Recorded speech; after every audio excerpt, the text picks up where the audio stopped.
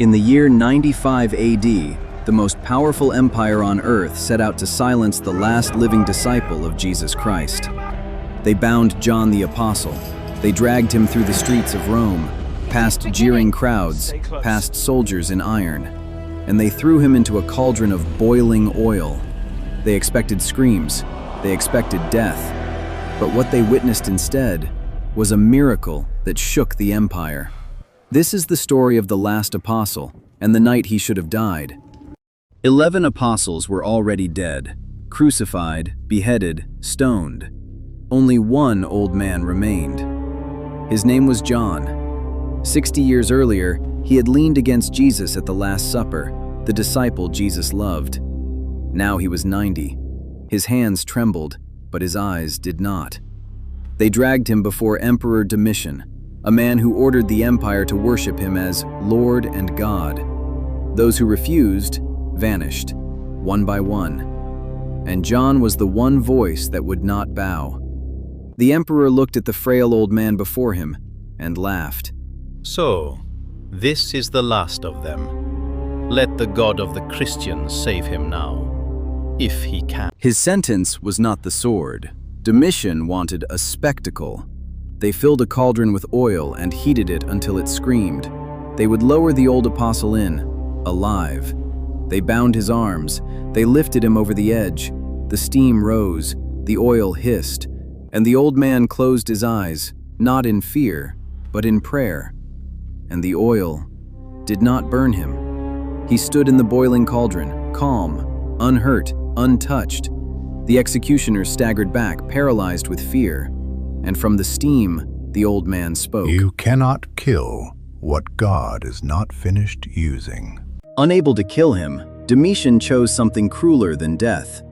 He banished John to a barren rock at the edge of the Aegean Sea, an island called Patmos.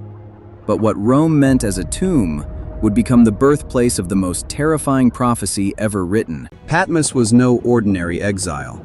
It was a Roman penal colony, a place for the empire's most dangerous enemies. Here, at nearly 90 years old, John was driven into the quarries, breaking stone with bleeding hands under a merciless sun. Every night he lay alone on cold rock, listening to the sea swallow the silence. His friends were dead, his churches scattered. Rome believed his message would die with him. They were wrong. On the Lord's Day, inside a cave of cold limestone, the silence broke. John heard a voice behind him, loud, resonant, like the blast of a trumpet. He turned, and he no longer saw the walls of his prison. He saw the glorified Christ, hair white as snow, eyes like blazing fire, a face shining brighter than the sun.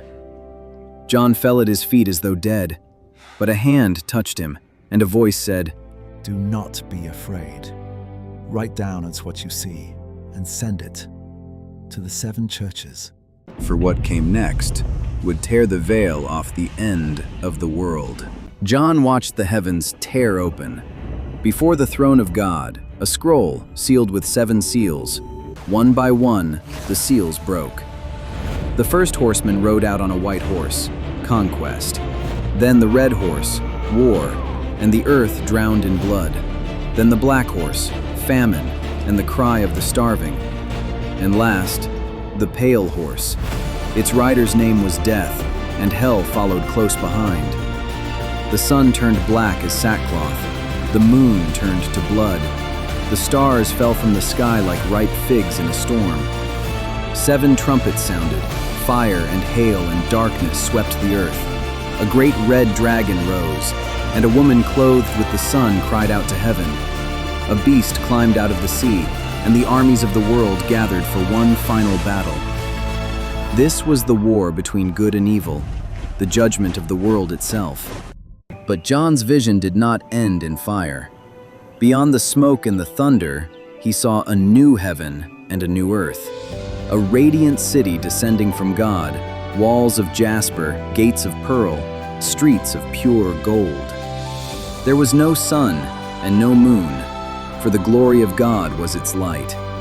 And in that city, no more pain, no more tears, no more death.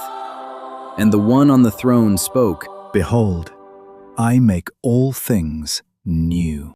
One note: John's exile to Patmos and the Book of Revelation are recorded in the Bible, but the account of him surviving the boiling oil comes from early Christian tradition, written down by the church writer Tertullian around the year 200. Tradition, not scripture, but tradition the church has kept for 18 centuries. Rome tried to drown him in boiling oil. They tried to break him on the rocks of Patmos, but in trying to silence one old man, they only gave him the solitude to write the most powerful prophecy in human history. The empire is gone. The emperors are dust. Their temples lie in ruins. But the words John wrote on that lonely island live on forever. If this story moved you, leave us one word in the comments. Any word. We read them all. Subscribe to The Biblical Journey, and together, let's keep walking through these lives, one story at a time.